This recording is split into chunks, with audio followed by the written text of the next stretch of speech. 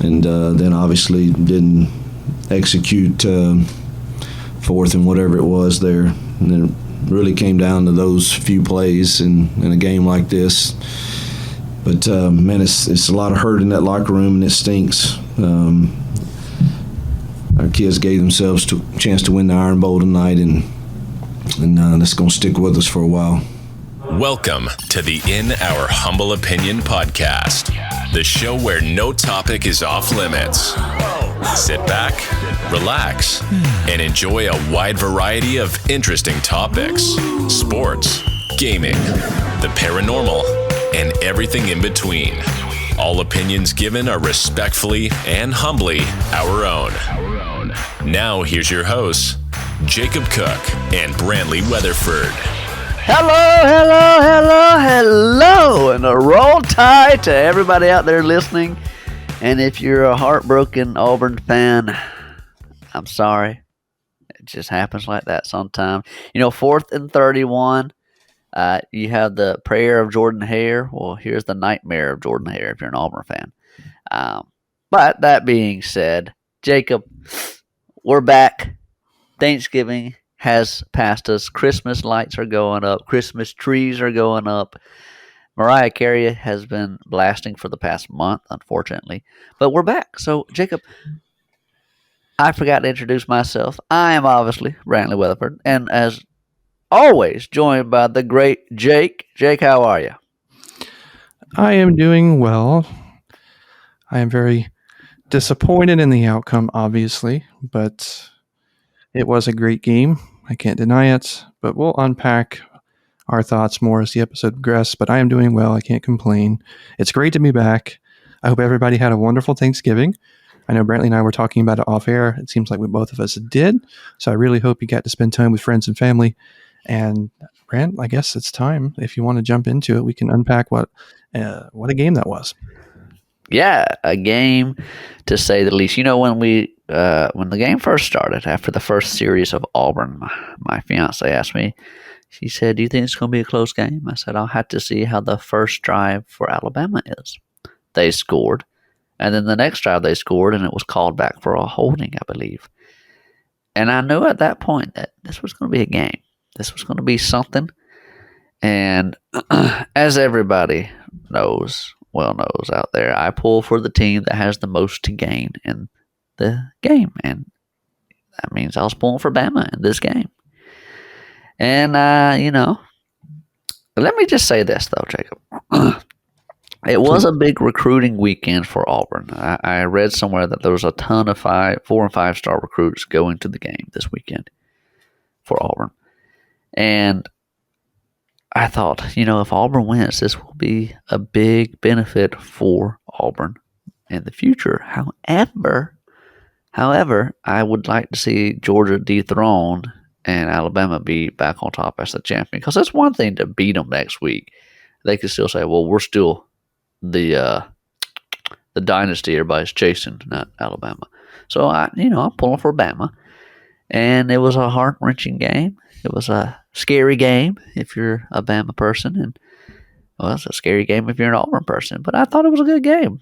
There's a lot of bad calls on both sides of the field. A huge missed call in the first half against Alabama. But the prayer of Jordan-Hare turned into the nightmare in Jordan-Hare. So that's what I think. Yeah, I think as an Auburn fan going into the game last week, something that I relive in my nightmares, and awful. I must admit I didn't have much confidence going into this game, but as the game played out, quarter after quarter, we were right there every time, and in fact we had the lead in the fourth quarter again. This is the second time this season that we've had a top-seeded team on the ropes at home. And I'm obviously referring to the Georgia game, where miraculously we had played really well and had a chance to win, but then they decided to cheat and use an NFL tight end. 2 receptions later, he's in the end zone, and then they end up walking off with the victory there. And then he gets hurt. If they didn't have him at that time, who knows? Maybe they have one loss. Maybe so. And then the season progresses. We win 3 in a row in conference. I don't care who the opponents are. That's a big deal for this Auburn team. And we play our best game of the year against Arkansas on the road. A team that isn't very good, but you have to understand that our team isn't amazing in terms of a talented roster. It's not going to have any household names in it, really.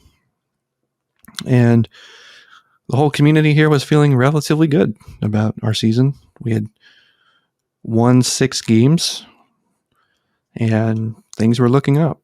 But then New Mexico State comes into town, 26-point favorite, and somehow blows us out by 20 points. 21 points, to be exact. And I don't think this community has ever felt lower than that. Just walking around town, hearing all the sportscasters and writers talk about it. I remember listening to Dan Peck and Bill Cameron on the drive on Monday afternoon. And in his words, he said this was the most embarrassing loss in program history. And I tend to agree. But the Iron Bowl was on the horizon. And while I didn't have much faith based on what I had seen in the past, this is the Iron Bowl. It is probably the most, I don't know how to articulate it. It's definitely the most bizarre football game of the year. The most random, improbable, strange things happen in this game. I don't care what the team's records are going into it. It's always just odd. Like, things that happen should not happen. And this year was no exception. And as I just alluded to, Auburn found themselves with the lead in the fourth quarter, under a minute. Alabama, 4th and forever, throws up some pass into the corner of the end zone that is caught. And that's it. That's the game. I don't know what the percentage of that play was. I have to imagine it was very small. Auburn sold out to defend the pass and somehow didn't manage to do so. But, tip of the cap to Alabama for coming up with that play. If you can't tell, I'm very disappointed in the outcome because it would have meant so much to this community for us to come back and win that game. But it wasn't meant to be this year. And now Alabama moves forward, has a chance to win the national championship if they can get past Georgia. Based on what I saw tonight, that might be a tall task. But we'll see. Well, let me go.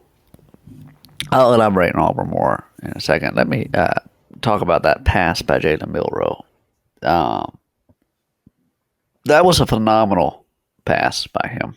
And I'm not just saying that because they called it.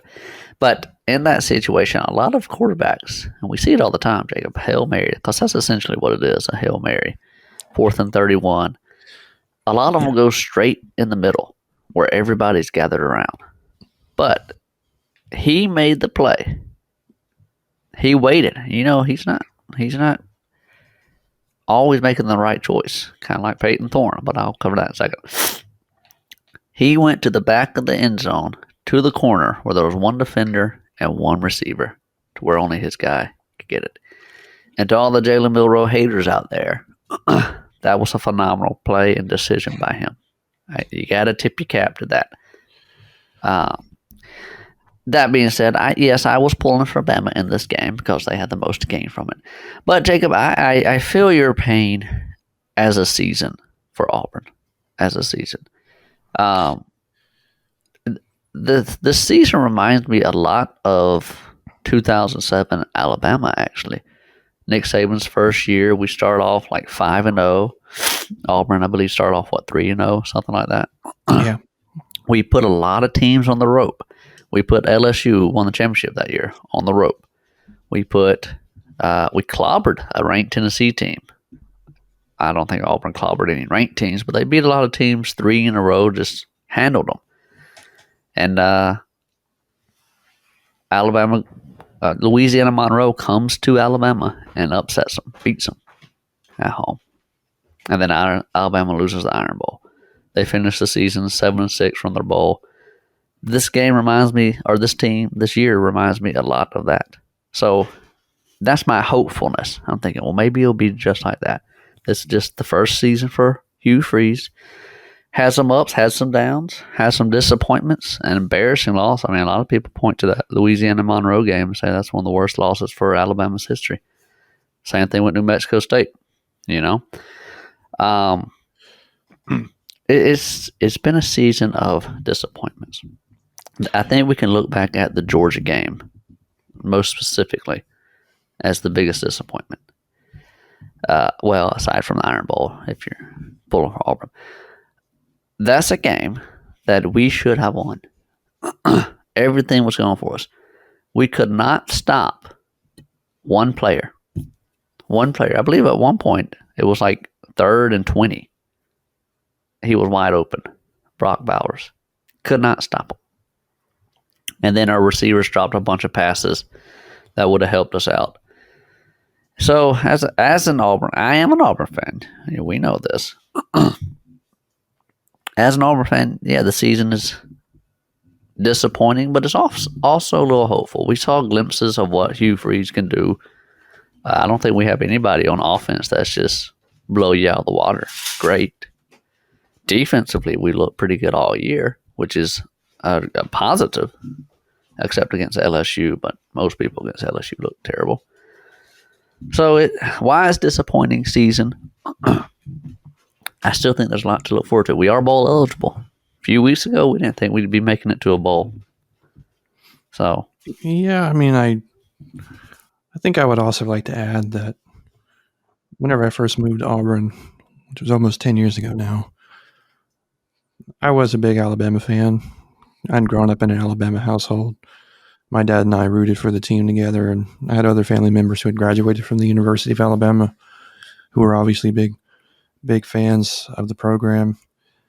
But I never really felt like I had a personal connection to it. And once I got to Auburn, I was still a big Alabama fan just because of my upbringing. But as I progressed through my education here and as I graduated, really by the time I graduated, I felt like, this was my school, this was my alma mater, this is where I want to, I felt like I belonged to something.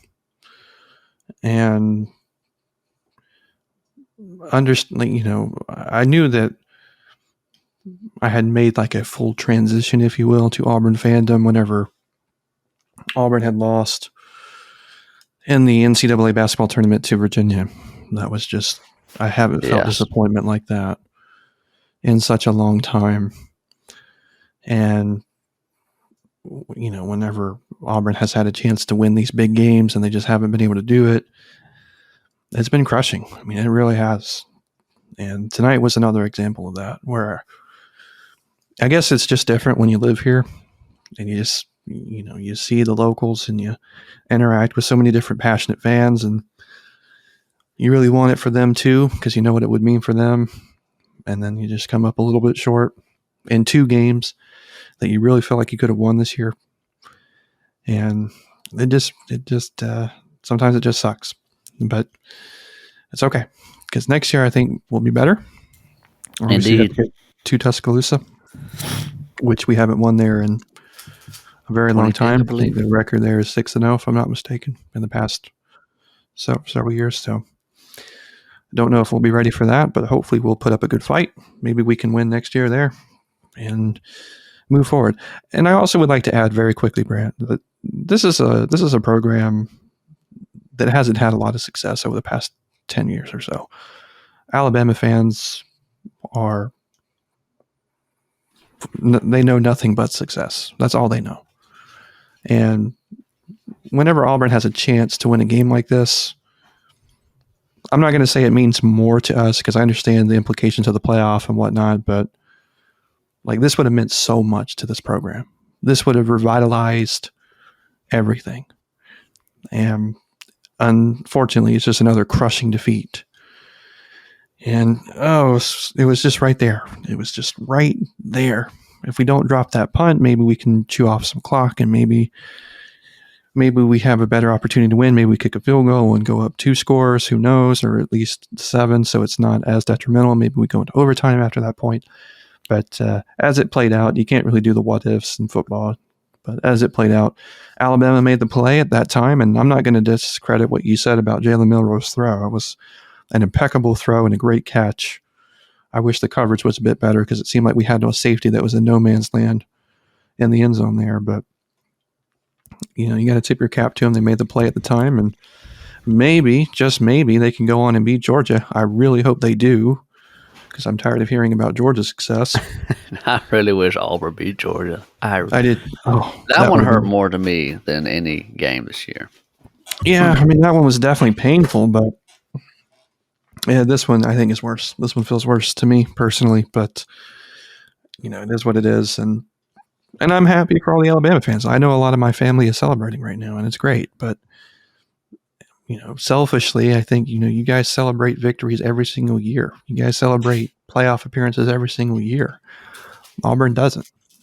And this would have been a big one for us, I think. But yeah, I think the turning point of the season was that loss to Georgia. I feel if we would have won, even though we lost to A&M the week before, yeah, it was like, I think if we would have beat Georgia, the season, we could have been entering the Iron Bowl, and I'm just speculating what ifs, entering the Iron Bowl as 10-1, just like Alabama. And if that were the case, as you know, Jacob, I would have been pulling for Auburn. Maybe, but I don't think this team is a championship contending team. I think that we were the laughingstock of the entire conference last weekend, and SEC Shorts dedicated an entire spoof just to pile on, which admittedly it was very funny, but still, you have to think that going from 0 to hero, there's no better way than knocking off Alabama in one of the biggest rivalry games in the country. So to me, like, just having all of that context going into this game, losing a humiliating game and redeeming yourself in the biggest way possible by beating your in-state rival and dashing their playoff hopes potentially would have been. And I don't root for Auburn because I want them to upset Alabama in terms of knocking them out of the playoffs. I know what that win would have meant for this team and for this program moving forward. It would have given us a ton of momentum going into the offseason, and it would have given us a better bowl game. It would have done a lot of great things for us, and it just wasn't meant to be. And Alabama has 17 national championships. I'm kind of get to the point now where I feel like I have converted, because to be honest with you, I feel like, I don't care if you get to the 18th. I really don't. I want Auburn to enjoy a little bit of success. I think we've been in the shadows of Alabama for a very long time, and I would love to see that get evened out a bit more, but not this year. Now, if Alabama goes and lays an egg in Atlanta and just gets blown out, I'm going to be extremely disappointed. Yeah.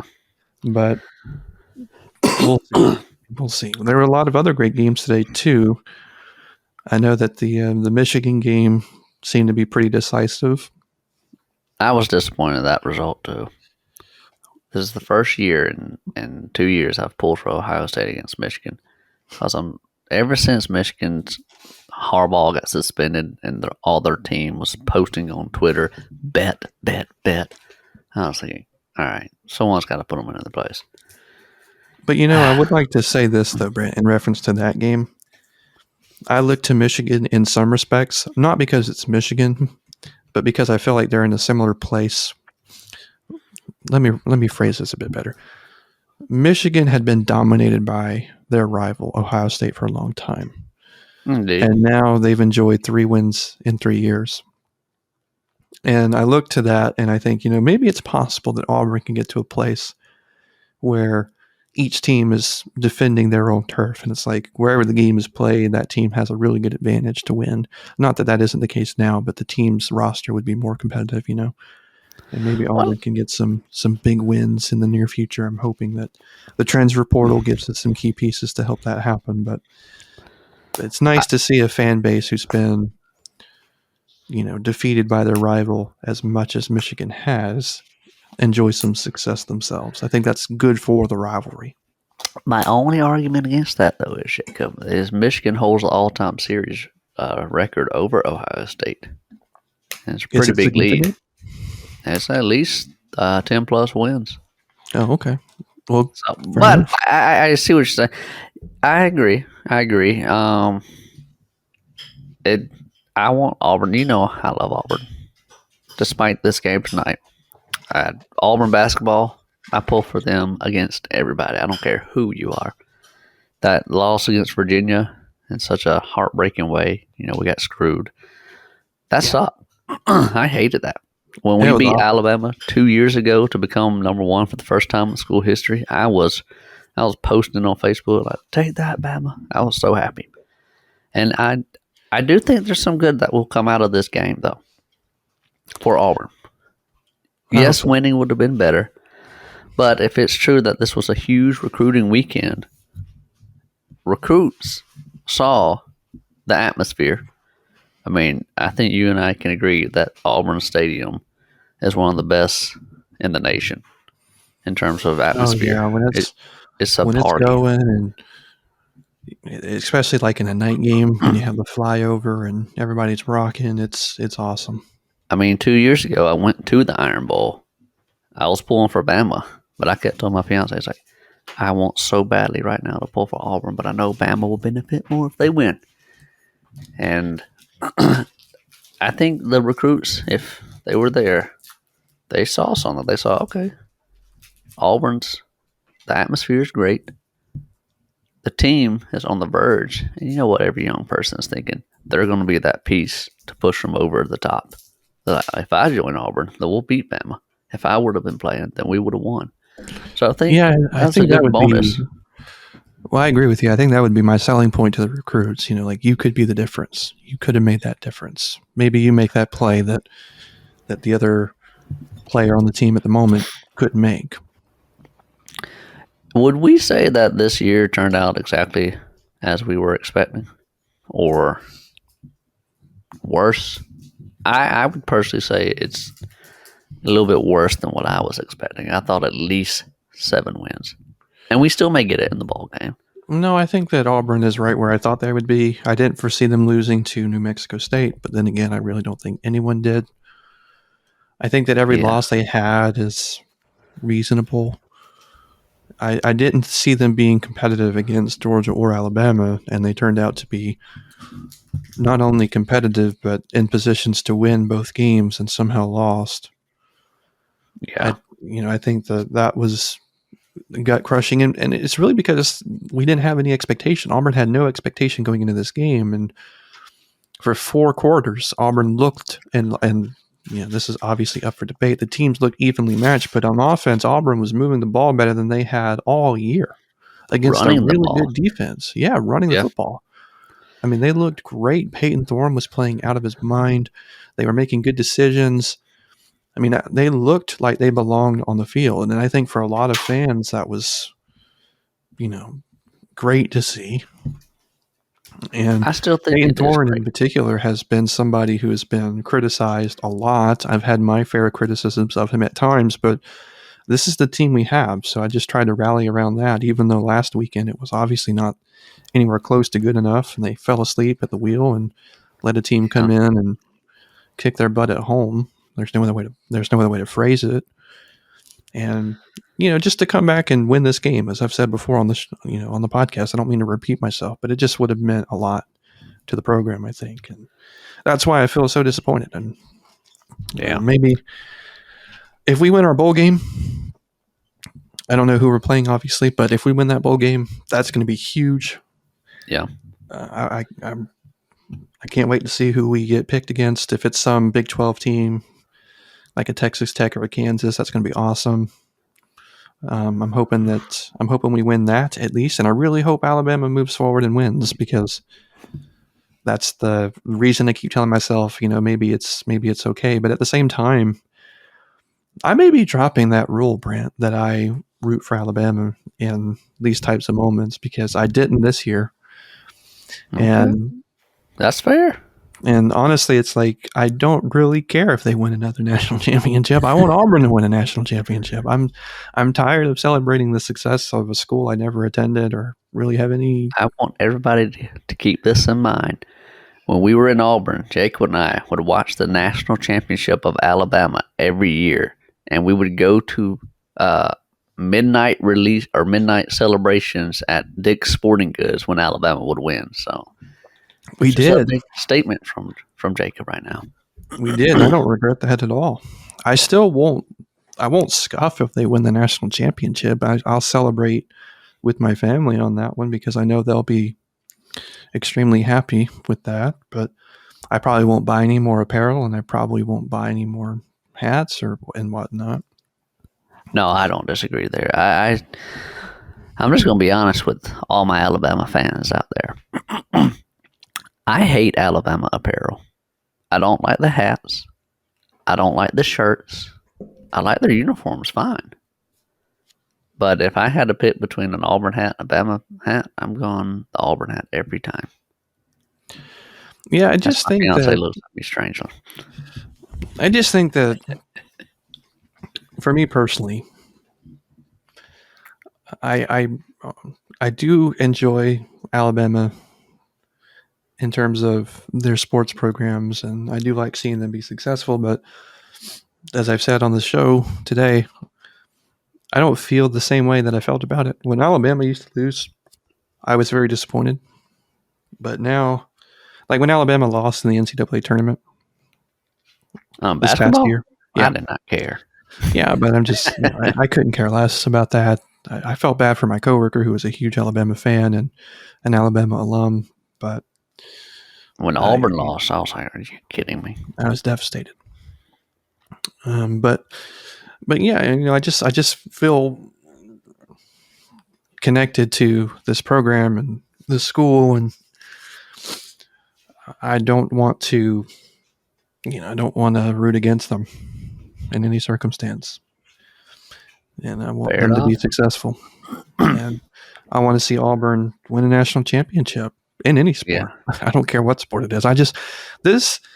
This school has now. I know in gymnastics we've had a lot of success in other these one-off sports. Not to show them any disrespect, but they don't really manifest the followings that the mainstream sports do.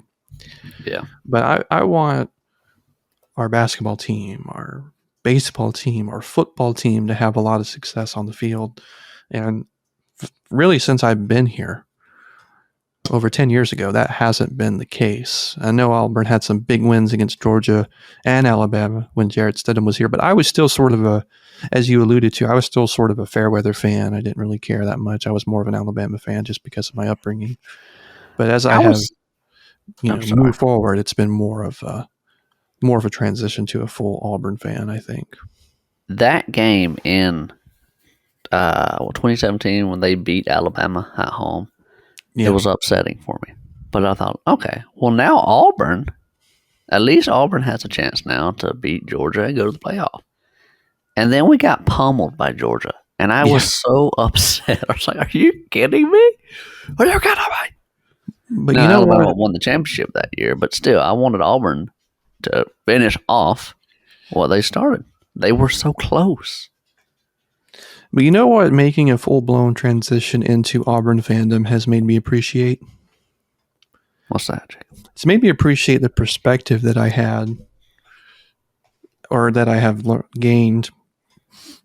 Because as an Alabama fan, and Coach Saban is a remarkable coach, and I have nothing but respect for him. But as an Alabama fan, you go into every season, at least while he was there, and he's been recruiting at the level that he's recruited, thinking national championship or bust. Yeah. And you just get complacent. You just look at the schedule, you're like, win, win, win, win, win, win, win. It doesn't mean anything to you anymore. Like it doesn't mean anything to beat Ole Miss. It doesn't mean anything to beat Texas A&M. I mean, it's just like we expect to. If we don't, there's a problem. As an Auburn fan, this year in particular, the wins that we had against an Arkansas team that's not very good made me just so joyous. Yeah. Because it just meant so much because we had struggled so much this year. Beating Cal on the road made me feel like we just won the national championship. And maybe that's a bit of an exaggeration, but it was like 3-0, a huge road win for this team because Auburn historically on the road against non-conference teams in Power 5 has not been good. Yeah. And it was a big win for us. I know it's Cal, but it was still a huge win for this program. We said it before the season started, that would be a big win for us, and it was. It was. And I don't know, it just made me appreciate winning more. Like when we went on that 3-game win streak, it was great. I mean, it was, you go in each week like, I'm not really sure. Maybe if we show up, if the right team makes the right play, keep turnovers to a minimum. It just made me appreciate winning a lot more. And having a team like Alabama on the ropes, a team that's nationally respected, that gets all the praise in the world, that everybody expects to be at the Final Four every single year, to be within just a few seconds of winning that game would have been great. Yeah. That Cal game, that was the same day that Alabama played Texas. Yeah. And when Alabama lost to Texas, I thought, well, that's disappointing. But I thought, if Auburn loses to Cal tonight, I'm going to be really disappointed. So when they beat Cal, that was, for me, a huge win. Because you and I, we had discussed for the season, going to Cal, getting a win on the road. And yes, it's Cal. They're not great. But neither is Auburn. And we got that victory. That was a tremendous win, and I was so pumped about it. And unfortunately, you and me both. It didn't, go forward and propel us very well. I mean, we beat Samford the next week, but then we lost to A&M. Yeah, then we played losing to Georgia. We played a bad game against A&M, but then we bounced right back and played our best game of the season up to that point against Georgia. And we got smoked by LSU. Really was a better team, I think, for a while. And yeah, LSU came in and just kind of had their way with us, unfortunately. And then, Ole Miss, we only lost by 7. Ole Miss, we were in that game for a good portion of it, and still came up a little bit short. And then we beat Vanderbilt, beat Mississippi State, we beat Arkansas, and 3-game SEC win streak. Everything looked great. And then we lose to New Mexico State, which is going to haunt this program for a while, I fear. And then Alabama, we were winning the game. I mean, we had the game won. And somehow, some way. And you know what's interesting, though, Brant, is while I was an Alabama fan and didn't root for Auburn really in any capacity, this was really before I moved here and we went to school here. Yeah. Alabama had the kick 6 against them and then the miracle in Jordan-Hare like a year later, right? Yeah. And I was a huge Alabama fan at that point in my life. And these miraculous miracle plays that Auburn came up with to win those games. And now on the flip side, I'm an Auburn fan, and Alabama comes up with their miraculous miracle play. When am I going to catch a break? When is a team that I'm rooting for going to have one of those plays whenever I'm sitting in their fan section? That's just remarkable to me. I was thinking that too. I was like, the kick 6 and the prayer and Jordan-Hare happened when I wasn't an Auburn fan. And now that I am an Auburn fan, nothing ever happens. We just lose. And I think what makes me so disappointed about this one is that Alabama's going to be fine. They're not going anywhere. They're going to be contending for national championships until Coach Saban retires, which could be in 4 or 5 years. Yeah. This would have meant so much more to this Auburn program. This would have propelled us, maybe not to the level of contending for the conference, but it would have definitely helped us erase the memory of that horrible loss to New Mexico State. I just feel like Alabama will be back next year. They'll have more experienced players. A lot of their linemen are freshmen at this point. They're going to be back, and they're going to be better than they are this year. This would have just meant so much to us because we don't get this opportunity every year. Alabama's going to destroy us when we go to Tuscaloosa next year. I can go ahead and just almost guarantee that. So I don't know. I think Auburn's going to be better next year because we're going to start getting those recruits in. Yeah, I think you're right, but a 6-6 team getting a few recruits. What does that make? Like an 8-4 team? 7-6 Alabama 2017 turns around the next year, goes 12-2. Well, we can only hope. That propelled the success. But the problem is Georgia's got tons of money to throw around. Alabama's got tons of money to throw around. Texas A&M has tons of money to throw around. And now you add in Oklahoma and Texas. I don't know about Texas A&M. Well, after their buyout, maybe not. But their boosters will refund that. I mean, they'll be fine. And then you add in the Texas and the Oklahomas of the world who also have millions and millions of dollars. Auburn's got the richest man in the state behind them, Jimmy Raines. He's Alabama's billionaire, and he went to Auburn. So God bless him. Maybe he can fund something. His office is filled with Auburn memorabilia. I know because I've interviewed him before. So we got some money too, Jacob. We got some money. I'm just saying the NIL has changed things. We got to make this appealing. I haven't been very critical of Hugh Freeze. I think he's been doing a good job. There have been those who have been critical of him. And that loss last week against New Mexico State was, I think a lot of the team looking forward to this week had a lot to do with it, of course, but still no excuse for that. But here's the problem, though, with Auburn fans or somebody in the Auburn atmosphere. And this is with Brian Harsin. If you don't have instant success the first year at Auburn, you're already looked at as, let's get rid of them, which I think is not good for the program at all. You can't have instant success every time you start a new program. Yeah, so I do think living here, and that's a great point. I do think living here has definitely shown me, just being on that campus for as many years as I was and being around those circles as I was, this is one of the most unrealistic fan bases I've ever been around. Like every single year, whenever we're clearly rebuilding and we're clearly trying to get recruits in here, and like we're excited about 3 and 4 stars. Yeah, everybody's like, we got to win that national championship, or otherwise we got to fire the coach, we got to fire the offensive coordinator. Blah, blah, blah. I'm like, no, we don't. Like, what are y'all talking about? In what world would this roster compete for a national championship? It just doesn't make sense.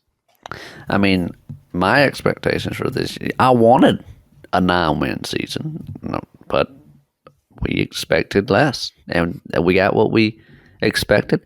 And yeah, while there was a lot of disappointing losses along the way, there was also a lot of good shown there. I mean, clearly when Hugh Freeze gets the players in position that he needs, because let's be honest, we don't have any star players on offense. No, not really. For all the Alabama fans that have complained all year about Alabama's offense, Auburn has all that except worse. So you can say, oh, Jalen Milroe's terrible. You don't have our quarterback. And he played great today. I'll go on that. All the problems y'all have had, Auburn has had it worse. But I think once Hugh Freeze starts getting the recruits in, that he's been recruiting since he got there this past year. He's been recruiting strong. I mean, I'm scrolling through Facebook, Auburn fan, a big Auburn fan I knew or know, just posting, new recruit committed to Auburn 4-star, new recruit committed to Auburn 5-star. I'm thinking, oh my goodness, this is going to be, he's doing stuff. He's moving pieces. Yeah, for sure. You have to be patient as Auburn fans, and that sucks, especially when Alabama is continuously winning. But don't forget, back in 2003 or 2002, the 6-year losing streak to Auburn, Alabama was terrible. They had to build up too. It just takes a little patience. And unfortunately, we had some heartbreak this year, but we're going to come back. I know we're going to be better next year. I know we are. I feel it. Yeah, I think we will be. And honestly, at the start of the season, looking at our schedule, I just thought a bowl game is all I want. Moving from a 5-7 season into this year, I think the season has gone really well, all things considered. We were in our 2 toughest games at home by far and had a chance to win both. We got to the 6 wins on a 3-game win streak in conference, which is great. So, I mean, not all hope is lost. In that same token, though, we do have one of the worst losses in program history on the resume, which isn't great, obviously. But hopefully this will catapult us to bigger and better, and we'll just continue to build each year until we get back to where we used to be, which is a top 10 program. It wasn't that long ago that we were right there in recruiting every year and Yep. competing, at a top 10 level. So hopefully that'll Here's some become our good future news. here soon. We're at basketball season, and I'm always excited about Auburn basketball. Yeah, me too. I think Bruce Pearl is I think he's a great person, not just a great coach. Oh yes, I love him as a person, love him as a coach, and Did you see him? They did a promo during the game of him ALS thing or doing the ACL. charitable ALS. Yeah, and Yeah. he's just, and even whenever you and I went to the coming home celebration of that team that actually lost in that Final Four. For those of you who don't know, they hosted a gathering of sorts for the team at the Coliseum, at the stadium, or I guess it would be more of an arena. Yeah. And Brantley and I decided we would go. And Bruce Pearl came out. First of all, he just has such a charismatic personality. He just hypes you up just from being in the room. Yeah. And he came out and was nothing but respectful and positive, even though the crowd was hurting and we were upset with the refereeing because in hindsight it did look like they had missed some calls that cost us the We game. got screwed. Bruce Pearl was nothing but respectful for them and didn't want us to say the first negative thing about them, and said, we'll just come back and be better next year, and really set an example for everybody in that room, not just the players, but everybody in that room, I think, learned something that day. And Yeah. I think it just encapsulates him as a person. Everything I've heard about him is. I can't wait for us to go to Alabama and smash them on the court. And then they come to Auburn and we smash them at Auburn. I did go to a game the last year Avery Johnson was the head coach for Alabama.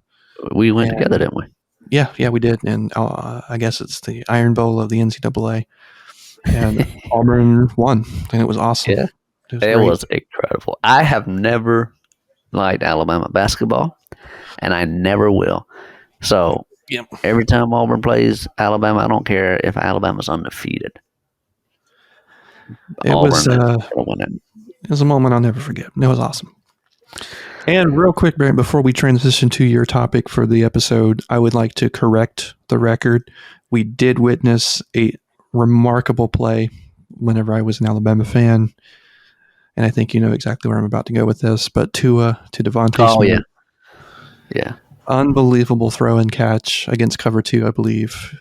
One of the most remarkable plays I've ever seen in that, given the circumstances. So yeah, and that was the same year that Auburn got crushed in the SEC championship. Yeah. So we watched it at your apartment. Awesome game.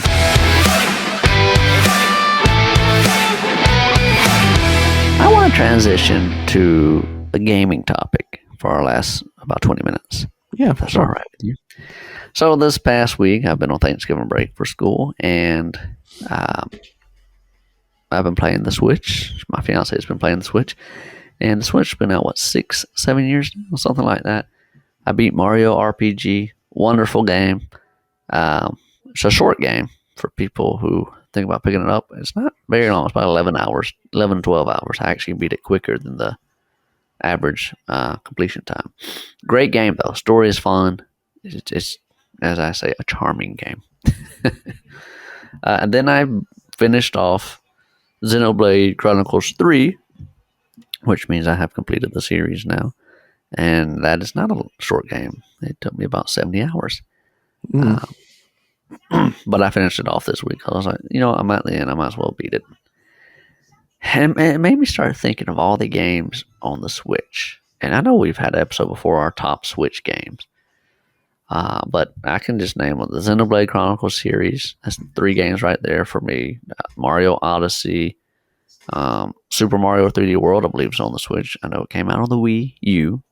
I played it on the Wii U, so I know it's a great game. Smash Brothers, obviously, Mario Kart, Animal Crossing, Portable Skyrim, Breath of the Wild, and Tears of the Kingdom. Regardless of how people feel about them, they're fantastic games. Metroid Prime, Remaster, ARMS. I know I'm missing a lot of games here. There's just so many that have come out on the Switch. I started to think, is the Nintendo Switch not necessarily the best console, but the best Nintendo console Nintendo's ever released? What's your take on that? I would say maybe. The only reason I hesitate is because the Switch hasn't been very kind to my favorite franchise in Nintendo, obviously referring to Pokemon. That We've is got true. maybe 2 or 3 games in its entire life cycle that I enjoyed out of the multitude that were released. And the newer generation games have been really bad. Like the main series games following Sun and Moon have been really, really bad. So for me, I don't think. I mean, I would definitely say that it's been the most played Nintendo console I've ever had outside of that one franchise, and they have had some amazing games on this console. You just alluded to several of them, but I would like to see them release a Nintendo or a Pokemon title that is up to snuff with the old ones. Yeah. But and we have had the remakes of fourth gen. We have had Legend of Let's Arceus, which go. I've talked about quite a few times on the show. It's a great game, and Let's Go Pikachu and Eevee were quite good, although not just a remake of Red and Blue, which I guess is great for nostalgia, but at the same time it didn't really move the franchise forward any. And personally, one of my favorites was the remake of the Mystery Dungeon game that they released. Oh, But fantastic. we haven't seen another Mystery Dungeon game ported, and they haven't announced any new ones, so there's only the one on the console, which is really surprising to me. So, yeah, I mean, that's the biggest disappointing factor for me, but I mean, as far as new releases, like you said, you had Super Mario RPG that came out that I know is really popular. Super Mario Wonder is a wonderful game. I've been playing it quite a bit. I'm in zone 3 or 4 out of 5, I think, at this point, and I'm having a great time completing that game. And I'm not someone who's a big fan of platformers in general, but this game is really enjoyable to play. Yeah. And there have been others, like the 3D game, like Super Mario Odyssey may be the best 3D Mario game we've ever had. Oh, yeah. So yeah, I mean, we've definitely had some absolute bangers on this platform, but a little disappointed in the Pokemon side and the Star Fox side. We only had the one game that featured Star Fox, which is a franchise that's a bit more niche. I understand that, but it's still one that I enjoy very much. So I'm a bit disappointed that we haven't seen more of that franchise either. But either way, a huge success for Nintendo, regardless, because it sold very well. So I hope they continue with the hybrid model moving forward. But yeah, I think it's been one of the best for sure. Yeah, I also added in Fire Emblem, Three Houses, another game, Donkey Kong. Yeah. And then there's just so many. The newest Fire Emblem game, right? That came out this January. Engage. Yeah. Yep. Luigi's Mansion. Luigi's Mansion 3 is another really great game. All the great pixel art games that came out on this console are plentiful, such as Triangle Strategy, which I know wasn't for everybody. I didn't really play it, but it was a beautiful game from its art direction. And the same thing for Octopath and Octopath 2. Yep. Those games are great. I love Celeste. I know it's an indie game, but it's great. Stardew Valley is another one. I love Golf Story. It's one of my personal favorites on the entire platform. And there's so many more. I mean, Hades did really well. Splinter Cell did really well.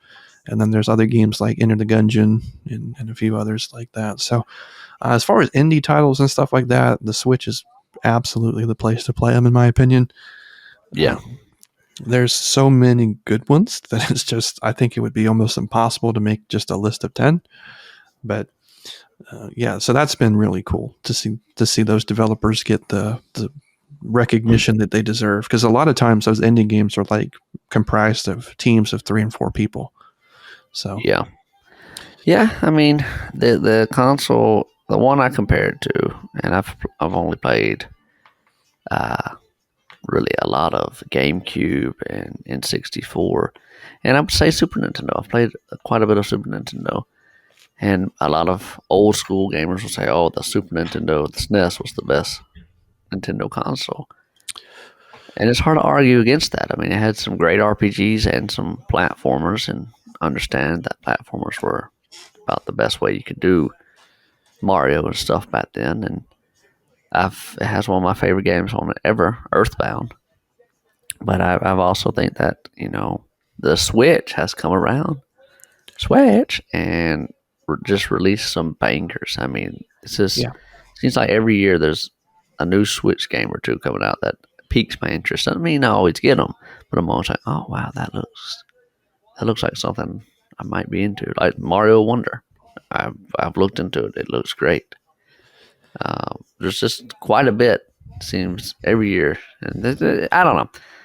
I just really, when I get on my Switch and I'm having fun, this comes up in my head all the time. Is the Switch the best Nintendo console?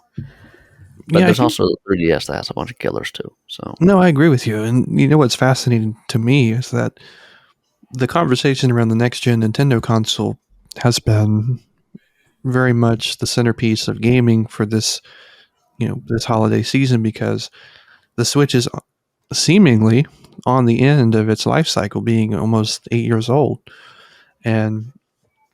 or 7 years old. It's been a while.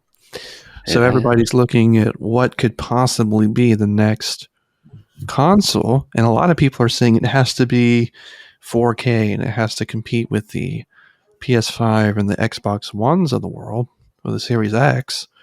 But I don't necessarily agree with that take, only because Nintendo has never been the company that produces the most powerful console in the world, but their IPs are so iconic, their characters are so iconic, that they just kind of bank on them making their own thing, creating their own adventure with those characters that are so nostalgic to so many people. And it works because their games are just, at the end of the day, most of their games not only look great on the console, but they're just fun games. They just know how to make fun games. Yeah. And I'll also say, every time Nintendo does make the most powerful console on the market, it bombs. GameCube. Yeah. I love the GameCube, but it bombed sales-wise. Wii U, the biggest bomb of their console career. Yeah. And they very much know who they are and what they're good at. They're very similar to From Software in that respect, and they just do that. They just do what they're really good at. Now, there are definitely fair criticisms, for sure. Like, for example, why haven't we seen an Earthbound collection? Where is Metroid Prime 4? Why haven't we had a 3D Donkey Kong game since the 64? Why haven't we got a fresh Donkey Kong Country? Yeah, and why is their online play so subpar and mediocre? I mean, there's fair criticisms, to be sure, but as far as first-party, AAA titles, they do it really, really well for the most part. Yeah, they do. I'm excited about. I'm bitter, sweet, excited about the next Nintendo console, because I love the Switch, but it's coming to an end, supposedly. And I just hope the next console, go 4K if you need to, but make it entertaining. And I would like to have it portable like the Switch, and give me a little bit better online. And I think we got another banger. Before we conclude this episode, since we're on this topic, I have a couple interesting questions I think I would like to hear your answers to. The criticism of the Nintendo Switch at the start of its life cycle was that it was just a port machine, but that's largely because not a lot of people played the Wii U. Yeah. What is a game on the Wii U that hasn't been ported that you would like to see ported? Xenoblade Chronicles X. Xenoblade Chronicles X?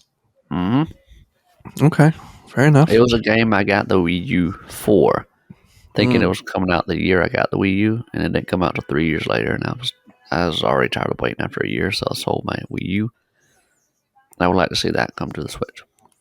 Mine would be Yoshi's Woolly World, and I don't know if it's as good as I remember, but I remember playing it for a while and having a really good time.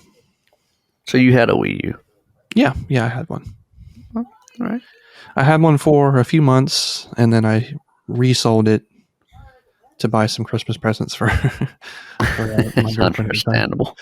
But yeah, I had one for a while. I played Tropical Freeze on it, really liked it. I played Woolly World, I really liked it. I played Mario Kart 8, and I really liked it as well. But it just didn't.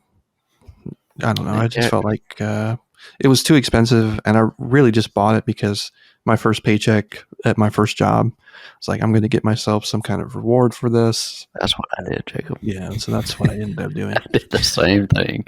But yeah, so the Wii U was not very great. But my follow-up question to you is, if the new Nintendo console is launched next year, what would be a great launch title?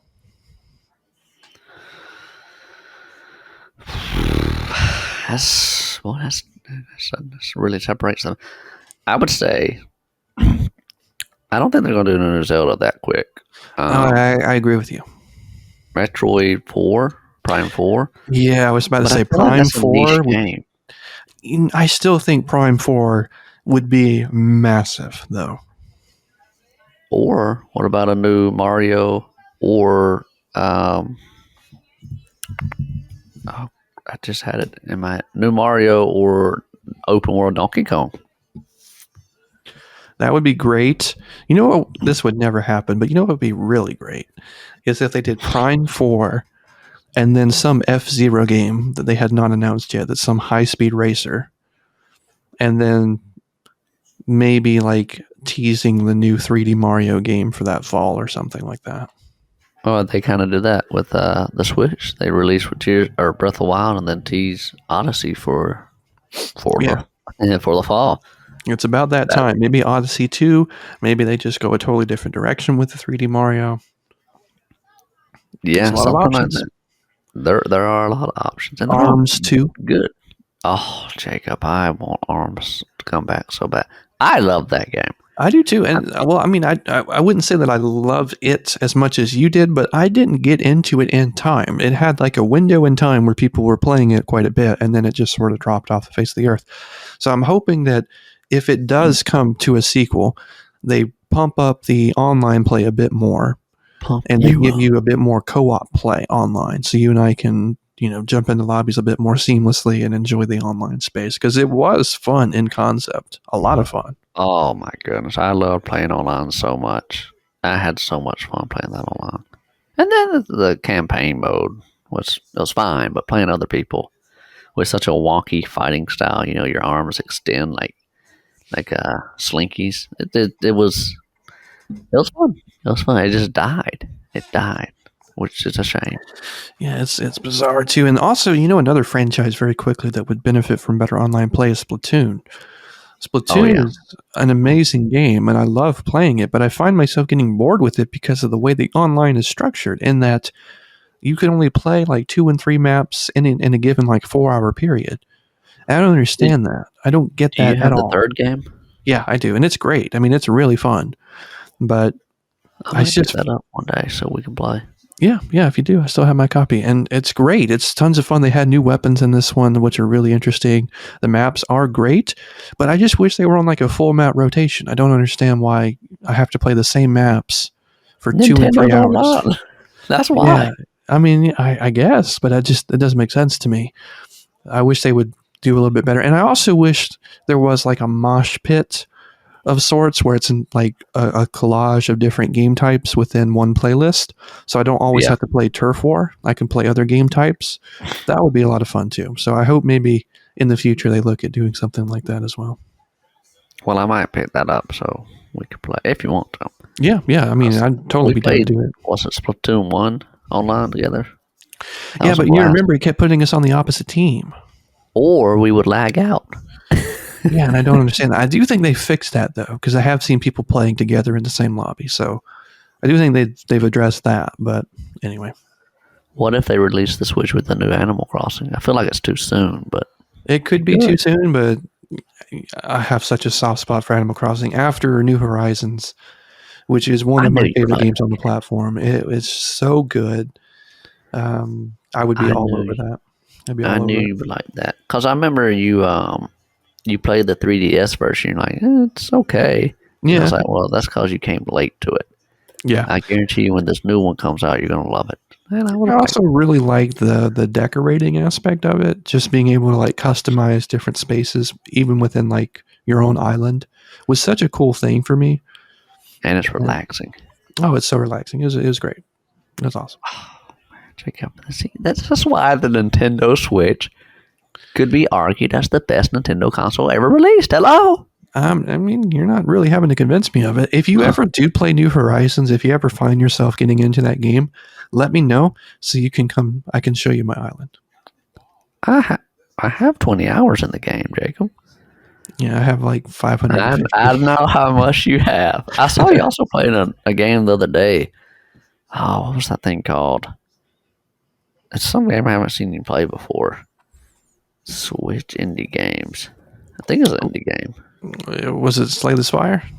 Yes. I love Slay the Spire. It's so good. It's so fun.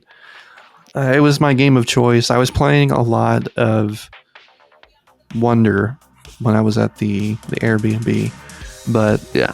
I found Slay the Spire for like $8 Black Friday sale. I had it on Game Pass and I've been playing it a bit on the Xbox, but I wanted it on the Switch. I didn't want to pay the full retail price. Found it for $8, bought it immediately, and I've played like 6 hours of it since, like, at the airport and on the plane and then at home, and it's so fun. It's a roguelike card game, and I had a great run where I've made it to like tier 3 or 4, which is the furthest I've ever been. I had a great deck. And Yeah. I got to the final boss and I got him within just a little bit of HP, but I just ran out of steam and lost my run. But it's a great game. Anybody who's played it knows what I'm talking about because it does have a cult following and it's really, really good. It's a lot of fun. I'll look into it. And I know we're coming up on time here, but you said you're going to let your brother play Dark Souls. Did he? I did not have a chance to show him Dark Souls. Oh, Baba La Shata. And I had it downloaded and everything, but such is life. We had a lot going on at that time. And to be honest, I tried to play through the first area. I don't think he would have enjoyed it as much because if that's your first introduction to Dark Souls, it's very unrefined. Yeah, and we're a bit rough around the edges. I feel like I really wish I could show him Elden Ring. Yeah, we're spoiled by Elden Ring and Dark Souls 3. Yeah. I want him to fight like the tree sentinel in the first area or something. To see how he does. Jacob, do you want him to try the game or quit instantly? Well, I tried it myself like a week ago. I'm just going to start a character and try to kill this tree sentinel. And it took me like half an hour to do it. So He's a pain. Yeah, going from Dark Souls 3, you remember I told you I blew through that game. Yeah. And then loading up Elden Ring, I struggled on Elden Ring. Elden Ring's tough. Elden Ring is a different beast. Yeah. That is. It's such a great game. Well, that being said, disappointing night as Auburn fans. Although I am happy Bama won, I'm not going to sugarcoat that. Disappointed, but I have hope for the future. And Nintendo's a great company. So. Indeed they are. Thank you again, everybody, for listening. If you've been supporting the show for a while, we greatly appreciate it. Brantley, I don't know if you realize this, but we are 2 days away from a year of doing this podcast. Hallelujah. Which is pretty remarkable. We can't say thank you to all the support that we have gotten over the last year. Honestly, when Brantley and I started this show, we didn't think we would get much of a following at all. We've actually managed to manifest more following than I ever thought we would in this amount of time. So thank you so much for giving us your time each and every week. We greatly appreciate it, and we hope to just keep providing quality episodes in the future. I think we've got a lot of great topics to talk about here over the next few weeks. And until that time, we will see you next week. Peace. Thanks for listening to the In Our Humble Opinion podcast. Be sure to subscribe wherever you heard this podcast so you never miss a future episode. If you have any comments on today's episode, or if you'd like to suggest topics for future episodes, connect with your hosts at humilitypodcast@gmail.com. We'll see you next time.